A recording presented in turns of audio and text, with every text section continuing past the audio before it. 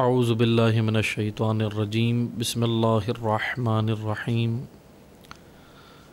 الحمد للہ رب العالمین الصلاة والسلام علی اشرف الانبیاء والمرسلین وخاتم النبیین سیدنا و مولانا علی رسولہ الکریم و اہل بیتہ الطیبین الطاہرین المعصومین المظلومین اما بعد فقال اللہ تبارک و تعالی فی کتابہ المجید و فرقانہ الحمید بسم اللہ الرحمن الرحیم هو اللہ الذی لا الہ الا هو عالم الغیب والشہادہ هو الرحمن الرحیم هو اللہ الذی لا الہ الا هو الملک القدوس السلام المؤمن المحیمن العزیز الجبار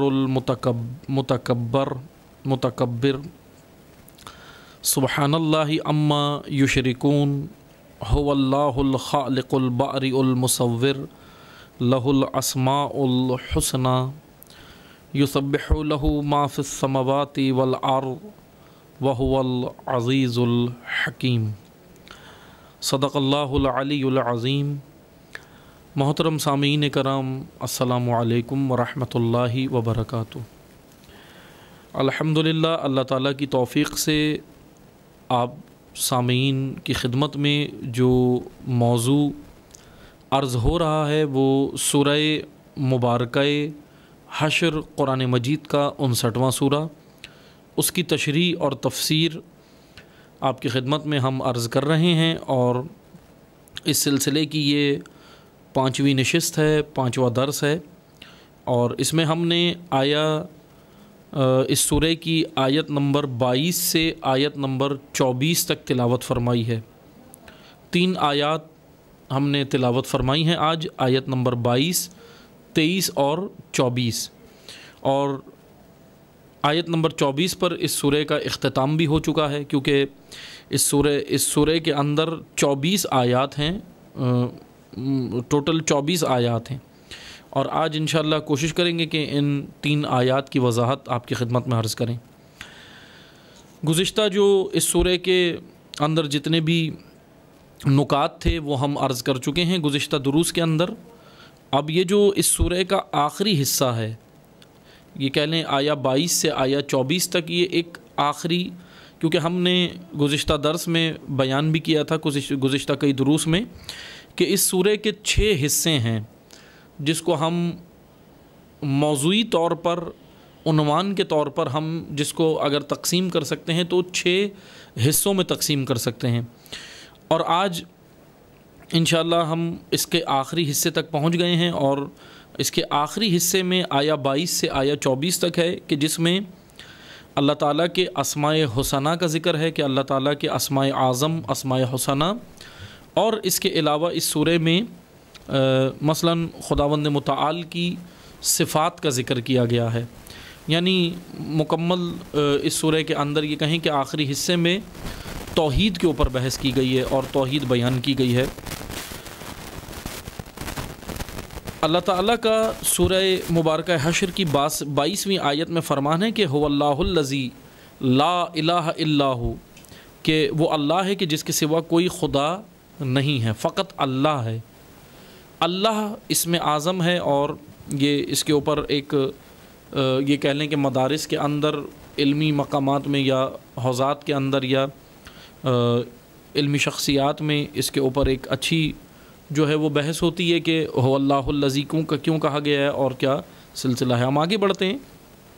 جو حصہ انشاءاللہ عوام سے مربوط ہے، یا ویسے تو سارا حصہ ہی عوام سے مربوط ہے، لیکن پھر بھی ہم اس کو آگے بڑھتے ہیں اور یہ بیان کرتے ہیں اپنے موضوع سے مربوط رہنے کے لیے کہ خداوند متعال کا فرمان ہے عالم الغیب والشہادہ، کہ یہ وہ خدا ہے جو غیب اور شہادت دونوں کا علم رکھتا ہے، عالم ہے، عالم الغیب والشہادہ، غیب اور شہادت، عالم غیب اور عالم شہادت یا عالم شہود، کہ انشاءاللہ ہم اس کی وضاحت کرتے ہیں کہ اس سے پہلے کہ ہم علم خدا کی جانب آئیں کہ علم خدا کیا ہے، ہم عالم الغیب و شہادہ میں غیب اور شہادت کے عنوان پر تھوڑا سا وضاحت کریں گے۔ غیب اور شہادت یہ دو عالم ہیں جو روایات میں بھی ذکر کیے گئے ہیں، قرآن مجید میں کئی مقامات پر ذکر کیے گئے ہیں۔ جیسے میں آپ کی خدمت میں بیان کروں، سورہ مبارکہ جمعہ میں بھی اور دیگر مقامات پر بھی ذکر کیے گئے ہیں۔ غیب، کیونکہ غیب کا تعلق انسان کے ایمان سے ہے اور عالم شہادت کا تعلق انسان کے علم سے ہے۔ علم اور ایمان ان دونوں کا یکجا ہونا بہت ضروری ہے، تبھی انسان عالم غیب و عالم شہادت پر ایمان رکھتا ہے۔ جیسے سورہ بقرہ کے آغاز میں ہی اللہ تعالیٰ کا فرمان ہے کہ غیب پر ایمان مومن بننے یا متقی بننے کی علامتوں میں سے، یا علامت نہیں کہیں گے بلکہ ہم یہ کہیں گے کہ شرائط، تقوی اور مومنیت کی شرائط میں غیب پر ایمان بہت ضروری ہے کہ غیب پر ایمان۔ لیکن یہ شہادت اور غیب ہے کیا؟ عالم شہادت اور عالم غیب جس کا تذکرہ قرآن کریم نے یہاں پر کیا ہے۔ عالم شہادت اس عالم کو کہتے ہیں جو آنکھوں سے دیکھا جاتا ہے، شہود۔ عالم شہادت یا عالم شہود اس عالم کو کہتے ہیں۔ مثلاً آنکھ سے نظر آنے والی شے، جو ہم آنکھ سے چیزیں دیکھتے ہیں تو ہم کیا کہتے ہیں کہ یہ چیز ہمارے مشاہدے میں ہے۔ جو چیز قابل مشاہدہ ہو، جو چیز ہمارے مشاہدے میں آئے، اس کو شہادت کہتے ہیں اصطلاح دین میں یا قرآن کی نگاہ سے۔ عالم شہادت اللہ تعالیٰ نے اس عالم کو کہا ہے جو آنکھ سے دیکھا جا سکتا ہے، یعنی جو انسان قاصر نہیں ہے، آنکھ سے اس کو دیکھ سکتا ہے، وہ ہے عالم شہادت۔ اب آپ نے توجہ سے سننا ہے۔ اب عالم غیب کیا ہے؟ عالم غیب کے بارے میں میں تھوڑی سی وضاحت کروں گا، کیونکہ عموماً ایک عرف عام میں جو ہمارے ذہن میں غیب ہے وہ غیب نہیں ہے، وہ بہت سارے ایسے تخیلات ہیں، بہت سارے ایسے اوہام ہیں، وہم و گمان ہیں جو وجود نہیں رکھتے، لیکن ہم اس کو غیب کہہ دیتے ہیں کیونکہ تخیلاتی ذہن ہم لوگوں کے بنے ہوئے ہیں، تخیلاتی کام ہمارے اوپر زیادہ ہوا ہے بنسبت عاقلانہ امور کے، یا عاقلانہ کاموں کے نسبت ہم تخیلات میں زیادہ رہتے ہیں، کیونکہ ہماری تربیت اس طرح ہوئی ہے۔ جیسے ہم کہیں کہ ہمیں ہمارا ماحول ہی اسی طرح ملا کہ جس میں تخیلات، اوہام، وہم و گمان زیادہ ہے۔ جیسے میں آپ کو مثال دیتا ہوں، مثلا ہمارے اگر ہم ریشو نکالیں پاکستان ہندوستان کے اندر بر صغیر کے اوپر، اگر ہم انسانی ذہن کو اگر ٹٹولنا شروع کریں یا ان کی سائیکی چیک کرنا شروع کریں، اس کے اوپر اگر ریسرچ کریں، کہ بعض نے کی بھی ہے، ماہرین نے، بعض نے، لیکن اگر ہم اس کو دیکھیں تو زیادہ تر اس زمین پر رہنے والوں کے ذہن میں تخیلات اور اوہام زیادہ ہیں۔ وہ کس وجہ سے؟ کیونکہ ہم تخیلات ہی کی وجہ سے، مثلا ہم ڈرامائی زندگیاں ہم چاہتے ہیں ہماری گزرے، فلمی زندگیاں، کیونکہ ڈرامہ یا فلم یا ایسی جو چیزیں جو بنائی جاتی ہیں وہ حقیقت نہیں ہوتی، بلکہ اس کے اندر بہت سارے ایسی چیزیں دکھائی جاتی ہیں جو وہم و گمان ہوتا ہے، جو تخیلات ہوتے ہیں، حقیقت نہیں ہوتی، لیکن ہم اس کو بہرحال یہ سمجھ لیتے ہیں کہ شاید یہی حقیقت ہے، لیکن وہ حقیقت نہیں ہوتی۔ بہرحال غیب ہم کس کو کہتے ہیں؟ غیب عموماً عرف عام میں ہم جو آنکھ سے چیز نظر نہ آئے اس کو ہم غیب کہہ دیتے ہیں۔ البتہ یہ بھی غیب ہے، میں آپ کو مثال دیتا ہوں۔ دو طرح کے غیب ہیں، ایک نسبی غیب اور ایک مطلق غیب۔ غیب کو سمجھنا ہے ہم نے، عالم الغیب و شہادہ، اللہ تعالیٰ نے جو فرمایا کہ اللہ تعالیٰ غیب اور شہادت دونوں کا علم رکھتا ہے، دونوں کے بارے میں جانتا ہے، عالم ہے خدا دونوں کا، غیب و شہادت کا۔ شہادت تو سمجھ آیا کہ شہادت یعنی وہ عالم جو آنکھ سے مشاہدہ ہو سکتا ہے، لیکن غیب کیا ہے؟ غیب دو طرح کے ہیں، ایک غیب نسبی اور ایک غیب مطلق۔ نسبی غیب اور مطلق غیب، یہ ہم نے اب اس کی میں وضاحت کرتا ہوں جو ہم نے توجہ سے سننی ہے۔ مثلا انسان کے درک کرنے کے چند مراحل ہیں یا چند چیزیں ہیں جس سے انسان درک کرتا ہے، کسی بھی چیز کو، کسی بھی بات کو درک کرتا ہے۔ سب سے پہلی چیز ہے آنکھ۔ آنکھ سے ہم کوئی شے مشاہدہ کرتے ہیں، آنکھ سے ہم اس چیز کو دیکھتے ہیں، مشاہدہ کرتے ہیں، لیکن ایک اور چیز ہے انسانی وجود میں ادراک کے لیے، درک کرنے کے لیے، اور وہ ہے حس، محسوسات۔ مثلا میں آپ کو مثال دیتا ہوں، ابھی میں بول رہا ہوں، لیکچر دے رہا ہوں، درس دے رہا ہوں، بول رہا ہوں، اور میری آواز آپ کے کانوں تک آ رہی ہے، میں بول رہا ہوں، آواز آپ کے کانوں تک آ رہی ہے، لیکن نظر نہیں آ رہی۔ کانوں میں تو آواز آ رہی ہے، لیکن آواز نظر آ رہی ہے آپ کو؟ نہیں آ رہی۔ صوت، آواز کو عربی میں صوت کہتے ہیں، صاد کے ساتھ صوت یا آواز ابھی آپ کو نظر نہیں آ رہی، لیکن وجود رکھتی ہے آواز اپنا، کیونکہ سنائی دے رہی ہے آپ کو۔ لیکن آواز آپ آنکھ سے دیکھ نہیں سکتے، بلکہ قوت سماعت سے ہم اس کو محسوس کر سکتے ہیں۔ قوت سماعت، سننے کی صلاحیت، اس سے ہم آواز کو محسوس کر سکتے ہیں، لیکن دیکھ نہیں سکتے۔ عزیزان محترم، یہ ہے دوسرا مرحلہ، حسیات۔ انسان کسی بھی چیز کو درک کرتا ہے حسیات کے ذریعے۔ مثلا ابھی ہوا بھی ہے، آواز جس طرح آپ کو آ رہی ہے، ہوا بھی موجود ہے، ہوا بھی وجود رکھتی ہے، لیکن ہوا بھی نظر نہیں آ رہی، لیکن ہوا کو بھی ہم محسوس کرتے ہیں اپنی حس کے ذریعے، حسیات کے ذریعے۔ لیکن ایک اور درک کرنے کا مرحلہ ہے، اور وہ ہے عقل۔ 3 مراحل انسانی وجود میں ادراک کے ہیں۔ مرحلہ اول آنکھ، مرحلہ دوم حسیات، اور مرحلہ سوم عقل۔ ان تینوں چیزوں سے انسان کسی بھی چیز کو درک کرتا ہے، محسوس کرتا ہے، پا لیتا ہے۔ نسبی غیب اور مطلق غیب، یہ آپ نے ذہن میں رکھنا ہے، کیونکہ ہم اس کی وضاحت کریں گے۔ نسبی غیب یا غیب نسبی کیا ہے؟ نسبی غیب کیا ہے کہ مثلاً 2 طرح کی کائنات میں چیزیں ہیں، 2 طرح کے مثلاً یہ کہہ رہے ہیں 2 طرح کی اشیاء ہیں۔ کچھ اشیاء قابل دید ہیں اور کچھ اشیاء ناقابل دید ہیں۔ قابل دید، جو دید میں، دید یعنی نگاہ، آنکھ، جو اشیاء دید میں آ سکتی ہیں وہ قابل دید ہیں، لیکن جو دید میں نہیں آ سکتی وہ ناقابل دید ہیں۔ مثلا میں آپ کو مثال دیتا ہوں، ہم یہاں کمرے میں بیٹھے ہوئے ہیں، فرض کریں برابر میں دوسرا کمرہ ہو، ہم کسی ایک کمرے میں بیٹھے ہوں اور برابر میں دوسرا کمرہ ہو، لیکن دونوں کمروں کے بیچ میں ہے دیوار۔ اب پیچھے بھی ایک اور کمرہ ہے، وہ کمرہ وجود رکھتا ہے، اس کمرے میں بھی اشیاء ہیں، اس کمرے میں بھی چیزیں رکھی ہوئی ہیں، اشیاء رکھی ہوئی ہیں، لیکن اس کمرے میں کیونکہ ہم بیٹھے ہوئے ہیں اس لیے ہمیں اس کمرے کی اشیاء نظر نہیں آ رہی۔ لیکن نظر نہیں آ رہی کا مطلب یہ نہیں ہے کہ ہم دیکھ نہیں سکتے، دیکھ سکتے ہیں لیکن ابھی نہیں دیکھ رہے۔ یہ 2 طرح کی چیزیں ہیں، ایک تو وہ چیزیں ہیں جو ہم دیکھ سکتے ہیں لیکن ابھی نہیں دیکھ پا رہے، لیکن کچھ اشیاء وہ ہیں جو ہم دیکھ ہی نہیں سکتے، جو ہمارے دید میں، ہمارے مشاہدے میں آ ہی نہیں سکتی۔ بعض وہ ہیں اشیاء، لیکن بعض وہ ہیں جو ہم دیکھ سکتے ہیں، کیونکہ ہم جس کمرے میں بیٹھے ہیں اس کمرے اور دوسرے کمرے کے برابر والے کمرے کے بیچ میں دیوار حائل ہے۔ اس وجہ سے جو اشیاء ہمارے اس کمرے میں ہیں جو ہم ابھی مشاہدہ نہیں کر رہے، قابل دید ہیں لیکن ابھی دید میں نہیں ہیں۔ کچھ اشیاء تو ناقابل دید ہیں، لیکن کچھ اشیاء قابل دید ہیں لیکن فی الحال دید میں نہیں ہیں۔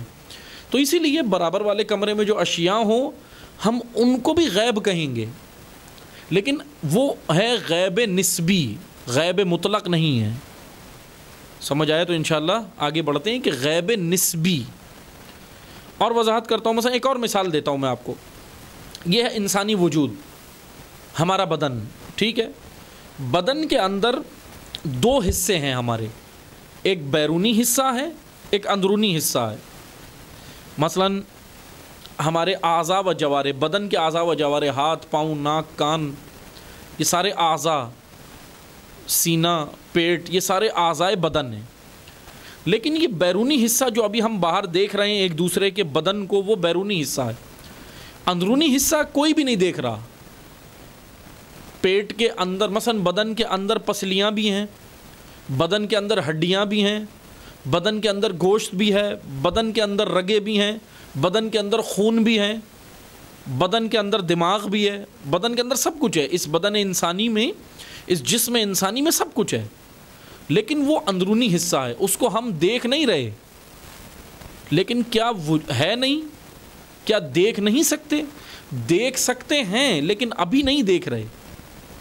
مثلا جب آپ دیکھتے ہیں کہ ڈاکٹر حضرات جب سرجری کرتے ہیں، یا ڈاکٹر حضرات جو سرجن ہوتے ہیں کیا کرتے ہیں، جب پیٹ چاک کرتے ہیں، جب سینہ چاک کرتے ہیں، جب بدن کا کوئی بھی اعضاء، انسانی بدن کا کوئی بھی عضو جب وہ چاک کرتے ہیں تو پھر ان کو اندر کی چیزیں بدن کی نظر آتی ہیں. مثلا آپریشنز ہوتے ہیں نا، پیٹ کاٹتے ہیں، سینہ چاک کرتے ہیں، سینہ کاٹتے ہیں، اندر سے بہت ساری چیزیں نظر آتی ہیں، پھر وہ اندرونی چیزیں نظر آنا شروع ہوتی ہیں. اس کو کہتے ہیں غیب نسبی، یعنی قابل دید چیزیں ہیں لیکن ابھی دید میں نہیں ہیں. وہ اشیاء جو قابل دید ہوں لیکن موجودہ صورتحال میں دید میں نہ ہوں لیکن قابل دید بن سکتی ہیں یا قابل دید ہیں، ان کو غیب نسبی کہتے ہیں. لیکن وہ اشیاء جو دید میں ہی نہیں آ سکتی ان کو غیب مطلق کہتے ہیں. یہ دو طرح کے غیب ہیں، غیب نسبی اور غیب مطلق. اب آپ توجہ کریں معرفت پروردگار عالم کے، کیونکہ یہاں پر ہم جو اس آیت میں ذکر کر رہے ہیں یہاں پر انسان کا ذکر نہیں ہو رہا کہ انسان عالم غیب و شہادہ ہے، بلکہ خالق کا ذکر ہے. یہاں پر اللہ نے اس آیت میں خود اپنا ذکر کیا کہ عالم الغیب و شہادہ، کہ خدا عالم غیب و شہادت کا عالم ہے. اس لیے اب ہم نے اس طرح غیب بیان کرنا ہے کہ جس کے اندر شرک نہ ہو. مثلا ابھی یہاں تک تو بات کلیئر ہوئی کہ غیب نسبی اور غیب مطلق. غیب نسبی قابل دید ہے لیکن ابھی دید میں نہیں ہے. غیب مطلق جو دید میں ہی نہیں ہے، جو دید میں آ ہی نہیں سکتا، وہ غیب مطلق ہے. اب میں آپ کو مثال دیتا ہوں. اللہ تعالیٰ کی معرفت کے 3 مراحل جو عرفاء نے ذکر کیے ہیں وہ میں آپ کی خدمت میں بیان کرتا ہوں. وہ ہیں 3 مراحل، یعنی معرفت الہی یا توحید کو سمجھنے یا توحید کے ادراک کے 3 مراحل ہیں، یا علم کے 3 مراحل ہیں. ایک ہے مقام وحدیت، ایک ہے مقام احدیت، اور ایک ہے مقام غیب الغیوبی. یہ تینوں اصطلاحات ہیں جو عرفاء بیان کرتے ہیں. آپ نے توجہ سے سننی ہے، دوبارہ سن لیں. مقام وحدیت، مقام احدیت اور مقام غیب الغیوبی. یہ 3 مقام انسان کو سمجھانے کے لیے ذکر کرتے ہیں عرفاء. مقام وحدیت یعنی وہ مقام توحید کے بارے میں، توحید کی معرفت میں، وہ مقام کہ جہاں تک ہر عام انسان کی رسائی ہے. اب یہ الگ بات ہے کہ انسان خود جاتا نہیں ہے معرفت کی وادی میں، یہ ایک الگ بات ہے، لیکن وہاں تک رسائی ہے. مقام وحدیت کہ جہاں عام انسان معرفت کی وادی میں، توحید کی معرفت کی وادی میں جا سکتا ہے اور توحید کا ادراک کر سکتا ہے، اور وہ ہے مقام وحدیت. اگلا مقام ہے مقام احدیت. مقام احدیت تک عام انسان کی رسائی نہیں ہے. ادھر اولیاء، ائمہ اور انبیاء کی رسائی ہے جو عصمت کے درجے پر فائز ہیں. وہ لوگ کون سے مقام میں توحید پروردگار عالم کی معرفت حاصل کرتے ہیں، توحید کی معرفت حاصل کرتے ہیں؟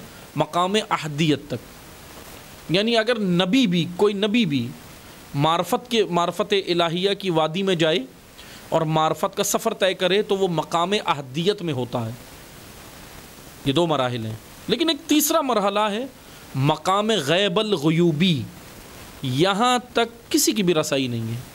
کوئی مخلوق، عام انسان ہو، انبیاء ہو، ائمہ ہو، معصومین ہو، مقام غیب الغیوبی تک کسی کی بھی رسائی نہیں ہے. یہ 3 مقام عرفاء ذکر کرتے ہیں، مقام وحدیت، مقام احدیت، مقام غیب الغیوبی. یعنی 2 مقامات تو ایسے ہیں کہ جہاں پر مخلوق کی رسائی ہے. اب مخلوق ڈیوائیڈ ہو جاتی ہے 2 حصوں میں، ایک عام مخلوق ہے، عام انسان، اور ایک معصومین ہیں، عصمت کے درجے پر فائز اولیاء، ائمہ اور انبیاء. یہ حضرات ہیں، یہ افراد ہیں، یہ مقام احدیت میں داخل ہو جاتے ہیں، یہ مقام احدیت تک جاتے ہیں. اب آپ توجہ کریں، میں یہاں آپ کی خدمت میں یہی عرض کرنا چاہ رہا ہوں کہ دو آپ نے وہ ذہن میں رکھنے ہیں، گفتگو انشاءاللہ آسان ہو جائے گی، کہ مثلا نسبی غیب اور مطلق غیب، غیب نسبی اور غیب مطلق، یعنی غیب نسبی اور غیب مطلق کی تعریف ہو چکی ہے۔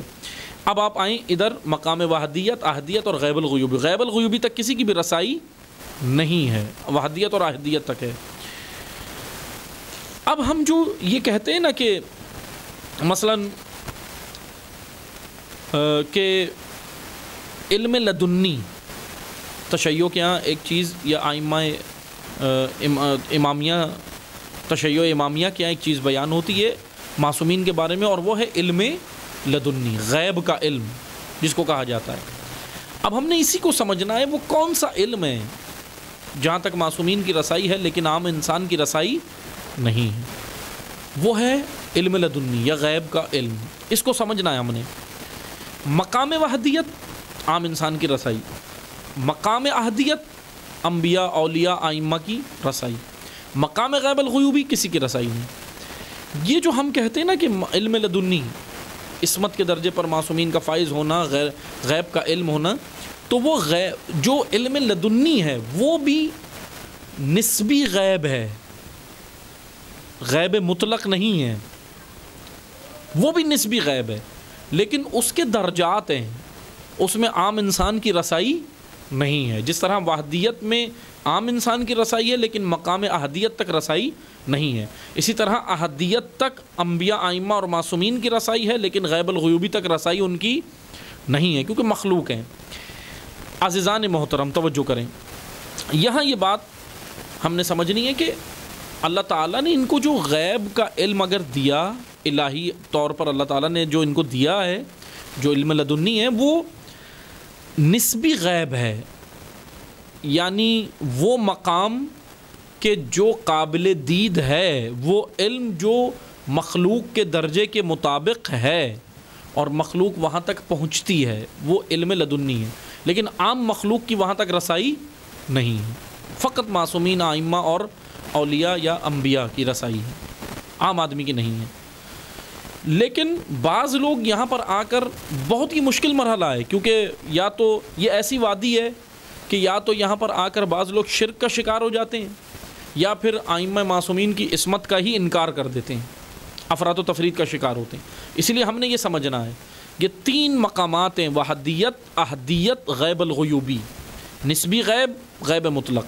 معصومین کی رسائی احدیت تک ہے، انبیاء کی رسائی احدیت تک ہے، اور یہ جو علم لدنی ہے یہ مقام احدیت میں ہے، یعنی غیب نسبی، غیب مطلق کا علم فقط اللہ کے علاوہ کسی کو بھی نہیں ہے، غیب مطلق تک رسائی کسی کی بھی نہیں ہے۔ معصومین کو جو غیب کا علم بھی عطا ہوا وہ غیب نسبی ہے، غیب مطلق نہیں ہے۔ غیب مطلق فقط خالق منبع ہے اس علم کا، فقط اللہ کی ذات اقدس، فقط ذات حق سبحانہ و تعالی اس غیب الغیوبی یا اس نسبی یا اس مثلا مطلق غیب کے علوم سے آشنا ہے، وہ علم۔ باقی کسی بھی مخلوق کے پاس یہ علم نہیں ہے، نہ مخلوقات کی وہاں تک رسائی ہے۔ اب یہاں ہم ذکر کرتے ہیں عالم الغیب والشہادہ، اللہ، اب آگے جو ہم نے یہاں تک غیب اور شہادت کا ذکر کیا، اللہ عالم ہے، کس کا عالم ہے؟ غیب اور شہادت کا، غیب اور شہادت کا۔ یہاں تک آپ کے سمجھ آئی کہ آپ اس طرح جیسے میں نے بیان کیا کہ علم لدنی کیا ہے؟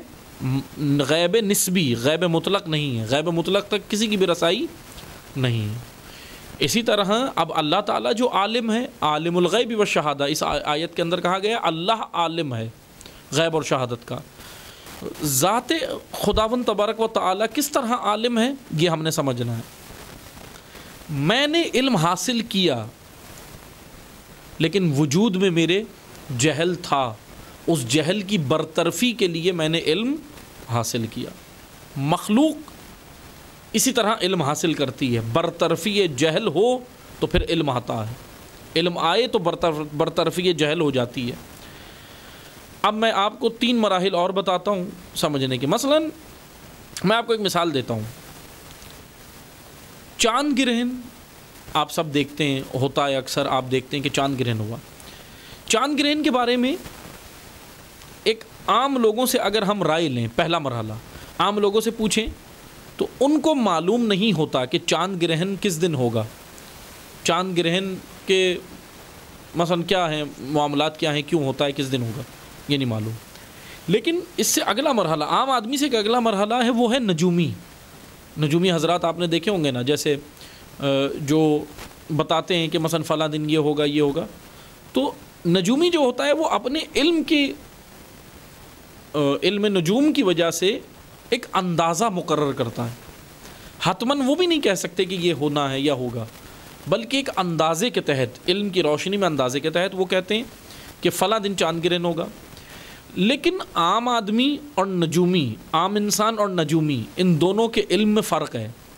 چاند گرہن کا معلوم دونوں کو ہے، لیکن دونوں کے علم میں فرق ہے. ایک کو پتہ ہی نہیں ہے کیوں ہوتا ہے، اسباب کیا ہیں، لیکن نجومی کو پتہ ہے کہ یہ اسباب ہیں، اس وجہ سے ہوتا ہے اور فلاں دن ہوگا. یہ دو طرح کے علم ہیں چاند گرہن کے بارے میں.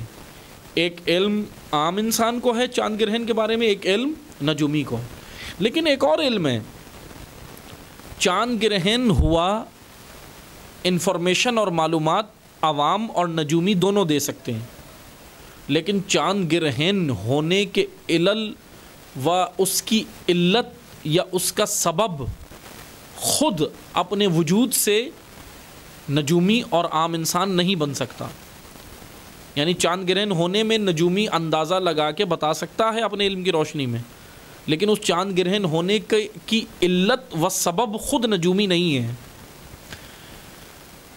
اب یہ تیسرا مرحلہ آ جاتا ہے. خالق اکبر اللہ تعالی جب چاند گرہن ہو رہا ہے تو اس چاند گرہن ہونے میں وجود حق، علت و سبب وجود حق کی وجہ سے بنتا ہے. یعنی چاند کا تعلق، چاند کا وجود یا کائنات کی جتنی بھی اشیاء ہیں، تمام مخلوقات، تمام کائنات یا تمام علام، ایک عالم نہیں، تمام علام، ان سب کے وجود کی علت وجود حق تعالی ہے، وجود خدا ہے. اگر وجود خدا ہی نہ ہو تو باقی کوئی بھی وجود باقی نہیں رہتا، تمام وجود ہی ختم ہو جائیں، تمام وجود ختم ہو جائیں اگر وجود نہ ہو. مثلا یہ میری آنکھ دیکھ رہی ہے، لیکن اس آنکھ ایک ٹول ہے، اس کو جو دکھا رہی ہے وہ بصیرت ہے، بصارت ہے، قوت بصارت اندر اس کے. یعنی اگر روح، طبیعی روح جو انسان کے بدن میں ہے، جب وہ نکل جاتی ہے بدن انسان کے اندر سے طبیعی روح، تو کیا ہوتا ہے؟ انسان کا بدن مردہ ہو جاتا ہے. آنکھ تو ہوتی ہے لیکن دیکھ نہیں پاتی. جیسے انسان کی روح قبض ہوتی ہے، انسان کی فوتگی ہوتی ہے، انتقال ہوتا ہے، روح قبض ہوتی ہے، تو کیا ہوتا ہے؟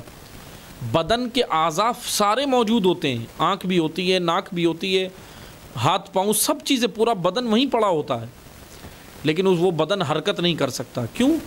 کیونکہ اس کی جو ماہیت، اس کی جو حقیقت تھی، وہ روح تھی جو اس بدن کے ساتھ منسلک تھی، طبیعی روح. لیکن جب وہ ماہیت، وہ حقیقت اس سے جدا ہو گئی تو پھر اب اس وجود کی کوئی حیثیت نہیں ہے، بدن کی کوئی حیثیت نہیں رہی، مردہ ہو گیا، نیست ہو گیا، نابود ہو گیا، بدن ختم ہو گیا.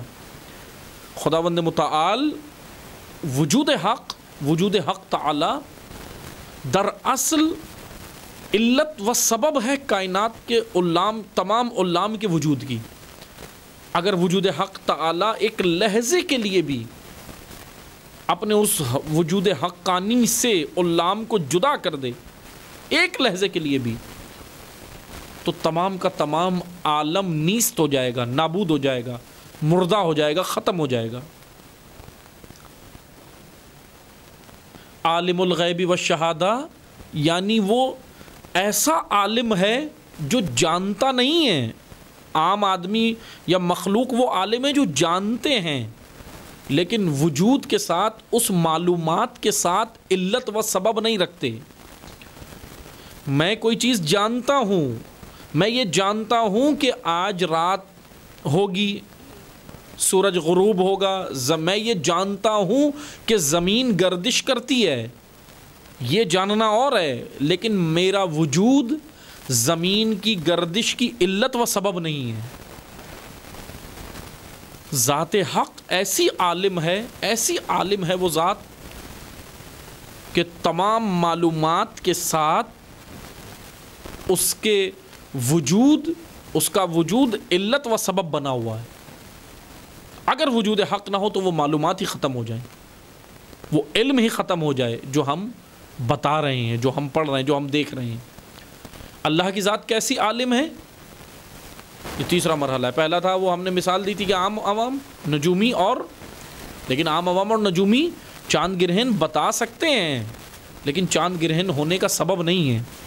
چاند گرہن ہونے کا سبب وجود حق ہے، سبب و علت، معلوم کے ساتھ جو علت و سبب بنے وہ ذات حق ہے۔ وہ ایسا عالم ہے کہ اس علم کے ساتھ، اس معلوم کے ساتھ اس کا وجود علت و سبب بھی بنا ہوا ہے، وہ ایسا عالم ہے۔ عالم الغیب والشہادہ، یہ ہے یہ آیات کا کل مفہوم۔ آگے بڑھتے ہیں انشاءاللہ۔ هو الرحمن الرحیم، کہ وہ رحمان بھی ہے اور رحیم بھی ہے۔ اب یہ دو صفات اللہ تعالیٰ کی بیان ہوئی ہیں، ہم جلدی بیان کرتے ہیں کیونکہ کوشش کریں گے آج یہ آیات مکمل کر لیں۔ رحمان اور رحیم، اب رحمان صفت عامہ ہے یا رحمت عامہ ہے، اور رحیم رحمت خاصہ ہے۔ اللہ تعالیٰ کی نعمتیں یا رحمتیں دو طرح کی ہیں، ایک عام اور ایک خاص۔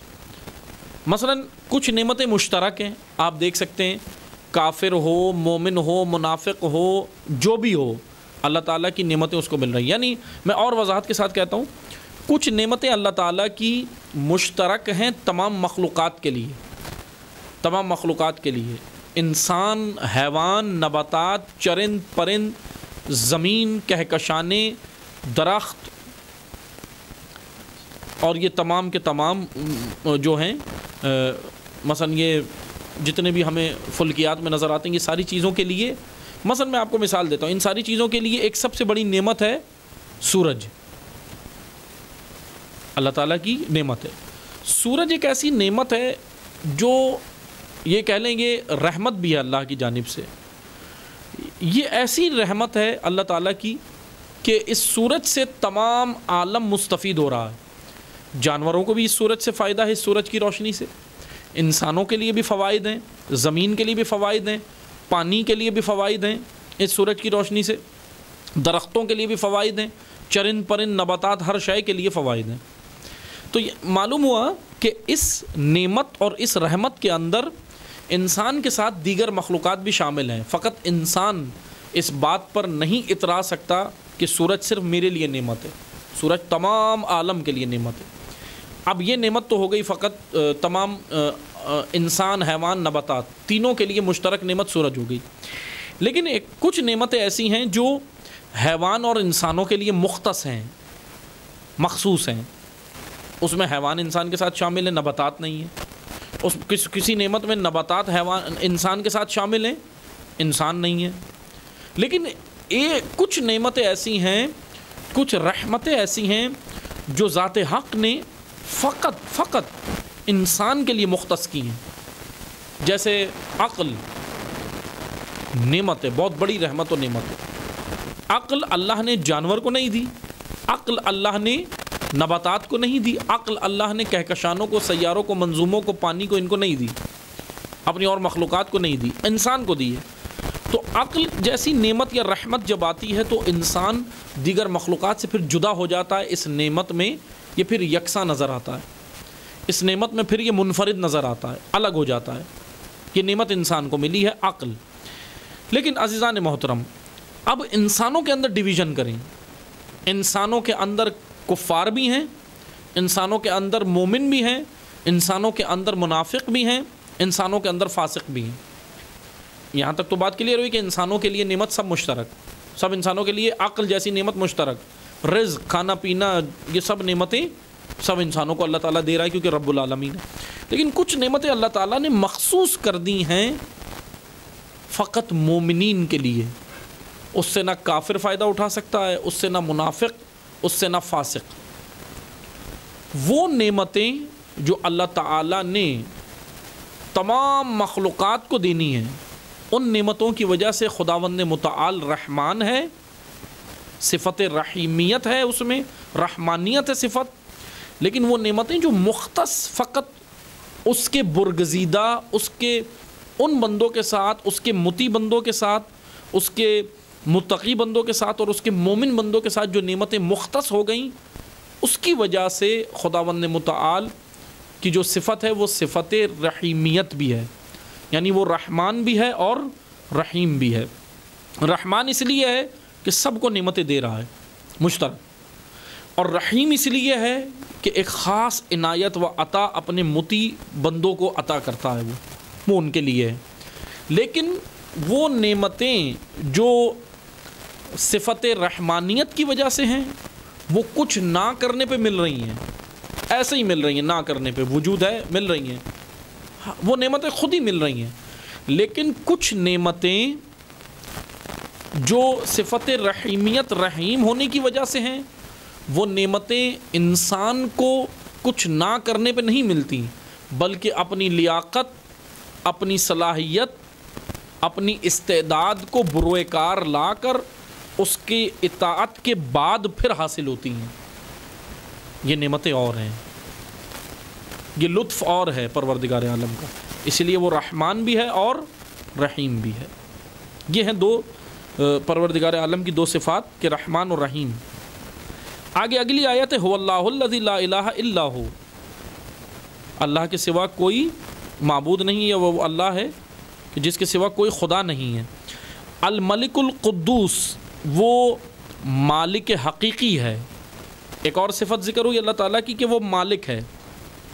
مالک یعنی ایسا مالک، جیسے میں نے ابھی بیان کیا نا کہ وجود حق کے ساتھ سارے وجود جڑے ہوئے ہیں، ایسا وہ عالم ہے اور ایسا مالک ہے۔ ملکیت مجازی نہیں ہے وہ، اس کے پاس ملکیت حقیقی ہے۔ وہ مالک مجازی نہیں ہے، مالک حقیقی ہے۔ مالک مجازی اور ہوتا ہے، مالک حقیقی اور ہوتا ہے۔ وہ مالک حقیقی ہے۔ مثلا میں آپ کو مثال دیتا ہوں، کسی انسان کا انتقال ہوتا ہے، وہ اپنے ورثے میں گاڑیاں چھوڑ کے جاتا ہے، بینک بیلنس چھوڑ کے جاتا ہے، بنگلے چھوڑ کے جاتا ہے، فیکٹریاں چھوڑ کے جاتا ہے، کاروبار چھوڑ کے چلا جاتا ہے، اس دنیا سے انتقال ہو گیا۔ لیکن جب تک وہ زندہ تھا کیا کہتا ہے؟ فیکٹری کا مالک میں ہوں، گاڑی کا مالک میں ہوں، گھر کا مالک میں ہوں، پیسے کا مالک میں ہوں۔ لیکن یہاں اس کی آنکھ بند ہوئی، ساری ملکیت ہی ختم ہو گئی، اب وہ اس کا مالک نہیں ہے۔ لیکن جیسے ہی اس کی روح قبض ہوئی تو اس کا بدن مردہ ہو گیا۔ آنکھ روح کی وجہ سے دیکھ رہی تھی، کان روح کی وجہ سے سن رہے تھے، ہاتھ پاؤں روح کی وجہ سے حرکت کر رہے تھے، لیکن روح قبض ہوئی، بدن ساکت ہو گیا، بدن ختم ہو گیا، مردہ ہو گیا۔ یہ مثال ہے۔ وہ جو بینک بیلنس، روپیہ، پیسہ، گاڑی، بنگلے، فیکٹریاں جب تک زندہ تھا تو مالک تھا، مر گیا تو اب وہ اس کی ملکیت میں نہیں ہے۔ اس کو کہتے ہیں ملکیت مجازی، یا اس کو کہتے ہیں مالک مجازی تھا، ان چیزوں کا مالک مجازی تھا۔ لیکن روح کے قبض ہونے سے جو بدن بھی مردہ ہو گیا، یعنی کیونکہ بدن کا تعلق وجود روح سے تھا، جب روح قبض ہوئی تو بدن بھی مردہ ہو گیا۔ اس کو کہتے ہیں مالکیت حقیقی، یعنی وجود ہے تو ملکیت ہے، وجود ختم تو ملکیت بھی اس کے ساتھ ختم ہو جائے گی۔ یہ دو فرق ہیں، مالک حقیقی اور مالک مجازی۔ مالک مجازی جس کا تعلق وجود سے نہیں ہے، اور مالک حقیقی جس کا تعلق وجود سے ہے۔ خداوند متعال مالک حقیقی ہے، تمام علام کا مالک ہے، اس کے وجود سے یہ علام چل رہے ہیں، اس کے وجود سے یہ علام جڑے ہوئے ہیں۔ اگر اس کا وجود نہیں تو پھر کوئی بھی عالم باقی نہیں رہ سکتا، کچھ بھی باقی نہیں رہ سکتا، سب نیز تو ہو جائے گا۔ یہ ہے مالکیت حقیقی۔ الملک القدوس، اللہ مالک ہے۔ القدوس وہ مقدس ہے، اس کی تقدیس کی جاتی ہے۔ تقدیس یعنی اس ذات کو نقائص سے پاک کرو، توحید، عین توحید، اس کی ذات کو نقائص سے پاک کرو۔ وہ بدن نہیں رکھتا، وہ مکان نہیں رکھتا، وہ سننے کے لیے کان نہیں رکھتا، وہ بولنے کے لیے زبان نہیں چاہیے، اسے کوئی آلات نہیں چاہیے. آلات کا محتاج خدا، آلات کا محتاج جو ہو وہ خدا نہیں ہوتا. خدا کو یہ ساری چیزوں سے پاک ذات ہے، مقدس ہے، تقدیس کی جاتی ہے، اس کی حمد و ثنا کی جاتی ہے، منزہ ہے وہ ذات. اس کو نقائص سے بھی پاک کرو اور ان صفات سے بھی اس ذات حق کو پاک کرنا ہے جو ہم عام انسان کی طرح بنا دیتے یا مخلوق کی طرح اس کو کہہ دیتے ہیں. اس سے بھی پاک کرنے کو تقدیس اور تسبیح کہتے ہیں. وہ ذات مقدس ہے. السلام وہ ذات، ایک اور اللہ تعالیٰ کا اسم اعظم ذکر ہوا. یہ یاد رکھیں، میں یہاں کہتا چلوں، یہ یاد رکھیں یہ جتنے بھی اسماء اعظم ہیں، ہم نے ان اسماء اعظم کو مثلا معذرت کے ساتھ ہم نے ان کو ایک ورد کا ذریعہ بنا لیا. اس کو لے کے بیٹھ جاتے ہیں، 25 بار یہ پڑھیں، 100 بار یہ پڑھیں، 1000 بار یہ پڑھیں اور یہ. لیکن ان اسماء اعظم کو جب تک اب آئیں پوچھتے ہیں نا، حضرت امام جعفر صادق علیہ الصلوۃ والسلام کا فرمان ہے. امام علیہ السلام فرماتے ہیں اسماء الاعظم، اللہ تعالیٰ کے جس نے اسماء الحسنہ ہیں، اسماء اعظم ہیں، یہ دراصل اللہ کی معرفت کے دروازے ہیں، باب ہیں، اللہ کی معرفت کے باب، دروازے، چیپٹر ہیں. یہ اس لیے نہیں تھے کہ ہم اس کو پڑھیں اور پانی پہ پھونکیں بچے کو پلا دیں. یہ اس لیے نہیں تھے کہ ہم اس کا ورد کریں اور کہیں کہ بس جی کام ہو گیا پورا، السلاموں کی 1000 بار تسبیح کر لی اور پھر کہیں کہ کام ہو گیا، تسبیح کے دانوں پہ پڑھ لیا. المؤمنوں 25 بار پڑھ لیا اور پھر ہمارا کام نکل گیا بس.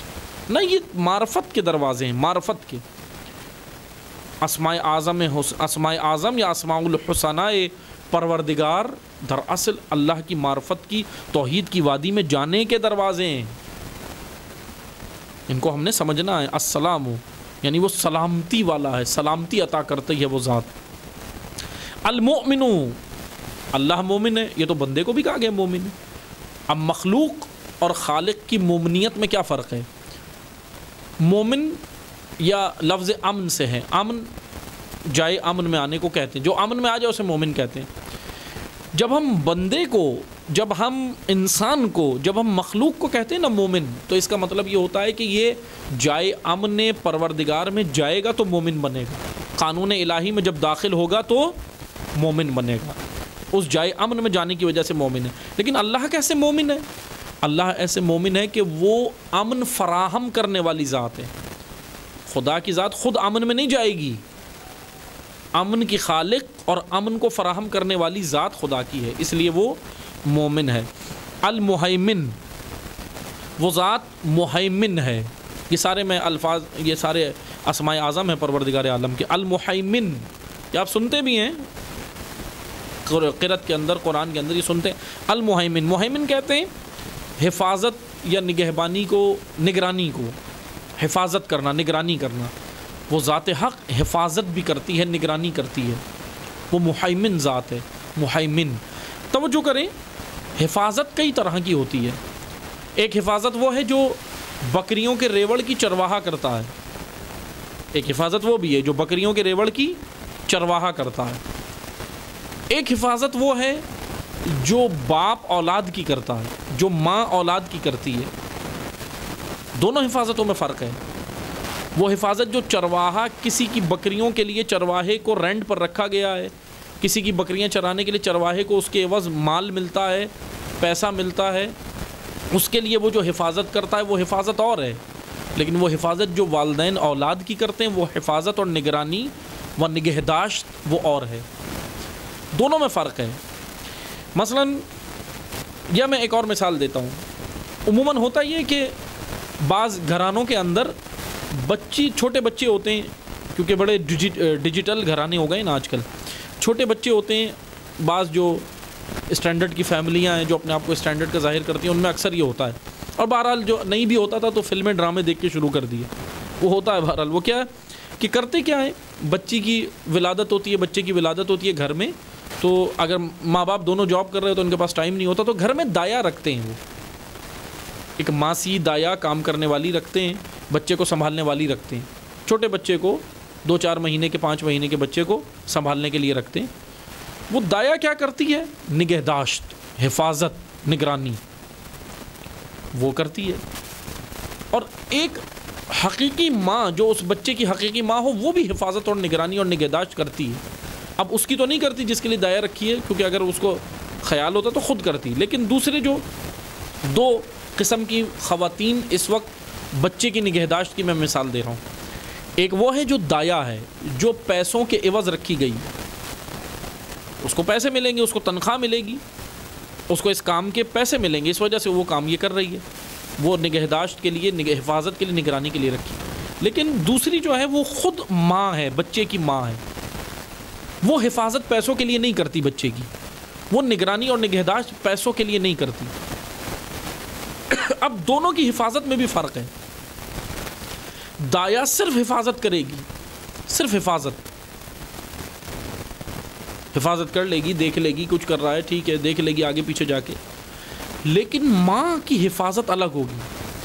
اگر بچہ تھوڑا بڑا ہو جائے اور بچہ اگر کوئی غلط فعل انجام دے رہا ہو، بچے کی وجود کے اندر اگر غلط صفات پروان چڑھ رہی ہوں، دایا اس پہ توجہ نہیں دے گی۔ دایا کیا کرے گی؟ وہ دایا جو وہ ماسی، وہ کام کرنے والی جو رکھی ہے، وہ کیا کرے گی؟ وہ سیدھا سیدھا کہے گی کہ مجھے حفاظت پہ اس لیے رکھا گیا کہ بس میں اس کو کھلاؤں پلاؤں، اس کو نہلاؤں دھلاؤں، اس کو سلا دوں، اس کو وقت پہ اسکول بھیج دوں، اس کو بس یہ کر لوں۔ لیکن بچے کے وجود میں اگر کوئی غلط صفات ڈل رہی ہوں، دایا کو پرواہ نہیں ہے، کیونکہ دایا کی ذمہ داری بھی نہیں ہے، وہ تو رینٹ پر ہے، وہ تو پیسوں کے عوض جتنا کام اس کو ملا وہ کر رہی ہے۔ لیکن ایک ماں ہے، حقیقی ماں اس بچے کی، اگر اس کے وجود میں بچے کے اندر غلط صفات پروان چڑھ رہی ہوں، غلط گیدرنگز میں جا رہا ہو، غلط ماحول میں جا رہا ہو، تو یہاں ماں کی حفاظت کا انداز اور ہوگا، ماں کی نگرانی اور نگہداشت کا انداز اور ہوگا بنسبت دایا کے۔ فرق کیا ہے؟ دایا کی نگہداشت، دایا کی نگرانی اور دایا کی حفاظت میں اصلاح نہیں ہے، لیکن ماں جو حفاظت اولاد کی کرے گی، وہ یہ سارے کام جو دایا کرتی ہے وہی سارے کام ماں بھی کرے گی حقیقی، لیکن دونوں میں بنیادی فرق یہ آ جائے گا کہ دایا کی نگہداشت و نگرانی اور حفاظت میں اصلاح نہیں ہے، بچے کی وجود کی اصلاح نہیں ہے، لیکن ماں کی حفاظت، ماں کی نگہدانی اور نگہداشت کے اندر حفاظت کے ساتھ ایسی حفاظت ہے کہ جس کے اندر بچے کی اصلاح بھی موجود ہے۔ عزیزان محترم، ایسی اصلاح، ایسی حفاظت جو بغیر اصلاح کے کی جائے وہ اور ہے، ایسی حفاظت جو انسان کے وجود کی اصلاح کے ساتھ کی جائے، اس حفاظت کو عربی زبان میں حیمن اور حفاظت کرنے والے کو محیمن کہتے ہیں۔ یہ ہے اللہ کی ذات،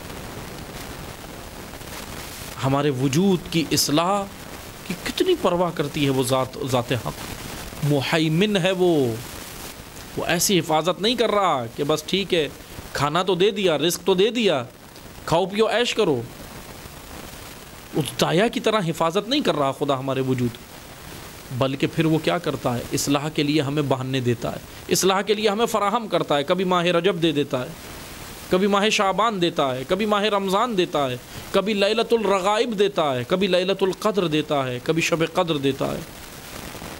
یہ ساری لیالی و سارے یوم دیتا ہے ہمیں، یہ سارے ایام و لیالی دیتا ہے وہ خدا۔ کیوں؟ اس لیے کہ میں محیمن ہوں، میں چاہتا ہوں کہ تم پلٹ آؤ میری بارگاہ میں چاہتا ہوں کہ تمہاری اصلاح ہو جائے، تم جہنم نہ جاؤ، تم عذاب میں نہ پڑو۔ خدا یہ چاہتا ہے ہم سے، محیمن ذات ہے، محیمن یعنی حفاظت کرنے والا۔ کیسی حفاظت؟ ایسی حفاظت کہ جس کے اندر اصلاح موجود ہے۔ اللہ تعالیٰ کا آگے فرمان ہے العزیز الجبار، وہ عزیز بھی ہے، عزیز عزت بخشنے والا، اور اس ذات عزیز سے جو ملے وہ بھی عزیز ہو جاتا ہے، خدا اس کو بھی عزت عطا کرتا ہے۔ الجبار، جبار ہے وہ ذات، جبار لفظ جبران سے ہے، اس کا مادہ جبران ہے۔ دراصل جبار کہتے ہیں، جبار کے معنی ہے وہ ذات جو کمی نقص کی تلافی کرتی ہے، کمی ہے، نقص اگر ہمارے اندر ہے تو اس کی کمی کی تلافی کرنے والی ذات کو خدا کہتے ہیں. جیسے وہ محیمن ہے، ہماری حفاظت کر رہا، محیمن کے ساتھ ساتھ جبار بھی ہے. محیمن ایک حفاظت ہے کہ اس کی اصلاح ہو جائے، لیکن جبار اس وجہ سے ہے کیونکہ وہ ہمیں کھینچ کے لاتا ہے، ہمیں کھینچ کے لاتا ہے. خدا اس نے ہمیں فطرت پر خلق کیا ہے، وہ فطرت ہمیں کھینچتی ہے، وہی تو خدا ہے، وہ فطرت جو ہمیں کھینچ رہی ہے. آپ نے سنا ہے نا، جیسے کیونکہ ہڈی جوڑنے کو عربی زبان میں جبار کی وضاحت کر دوں، عربی زبان میں ہڈی جوڑنے کو جبر کہتے ہیں.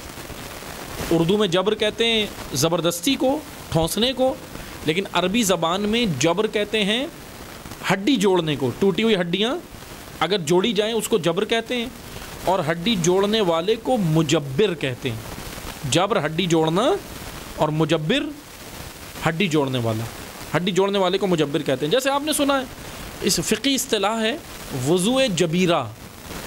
جب کسی انسان کے اعضائے وضو، جہاں جہاں وضو کیا جاتا ہے، اگر ان اعضائے وضو کے اوپر اگر کوئی چوٹ لگ جائے، مثلا ہاتھ کی ہڈی ٹوٹ جائے یا اعضائے وضو پہ چوٹ لگ جائے، تو پھر فقہا کیا حکم دیتے ہیں کہ اس ٹوٹی ہوئی ہڈی کو باندھا جائے. مثلا کیسے باندھا جاتا ہے؟ کسی مثلا پٹی سے، کسی کپڑے سے باندھ کر اس کے اوپر جو وضو کیا جاتا ہے اس کو وضوء جبیرہ کہتے ہیں.